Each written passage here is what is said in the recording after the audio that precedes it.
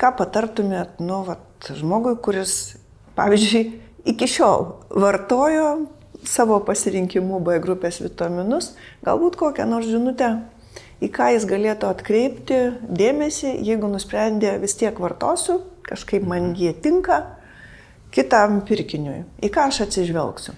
Tai pirmas dalykas, tai yra vėlgi 2 pasirinkimai. Arba gydytojo specialisto konsultacija ir pagal jo rekomendaciją pasirinkami papildai. Antra rekomendacija, arba vėlgi žmonės pas mus išprusė ir tikrai gali paskaityti ir daug sužinoti internete, to tikrai neslėpsiu. Ir imlų žmonės tikrai gali rasti ir ten daug informacijos, vis dėlto pasitikrinti vėlgi tikriausiai geriau su gydytoju specialistu būtų vertingiau negu pačiam daryti tam tikras išvadas. Antras dalykas, nesiekti to, kad papildai turėtų labai didelės koncentracijas, jeigu pas mus nėra gretutinių ligų, galbūt arba specialaus poreikio tam, kaip ir sakiau, kas yra daugiau, ne visada yra geriau, tai yra tas dalykas. O trečias aspektas, tai nepamiršti, kad B grupės vitaminai yra plačiai paplitę mūsų mityboje. Ir jeigu jau mes kalbėsim apie bendrą sveikatingumą, tai mityba visada stovės aukščiau negu tie papildai. Todėl atkreipti dėmesį į mitybą ir apie tam tikrus aspektus mūsų gyvenimo, kurie išeikvoja B grupės vitaminų baseinus, vadinamus kaip tas pats stresas, taip, nemiga, kurie labai išeikvoja B grupės vitaminus, mums to nesuvokiant net.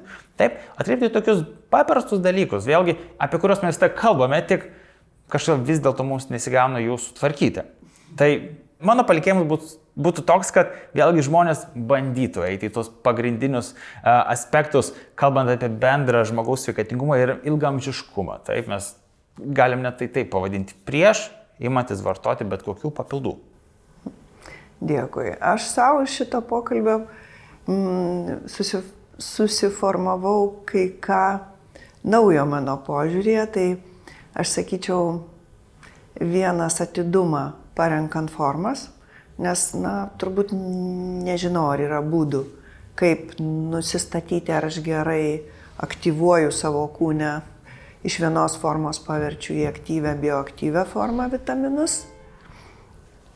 Ir galbūt dar tuos matavimus labiau pasižiūrėčiau, nes man nėra iki galo aišku, kaip įvertinti kokybiškai ląstelės apykaitą. Dėl to turbūt ir aš lygiai taip pat rekomenduoju visiems kliautis mitybą ir tik tada jau, jeigu akivaizdžiai nepavyksta surinkti arba yra kliuviniai pasisavinimui, tada jau pildyti.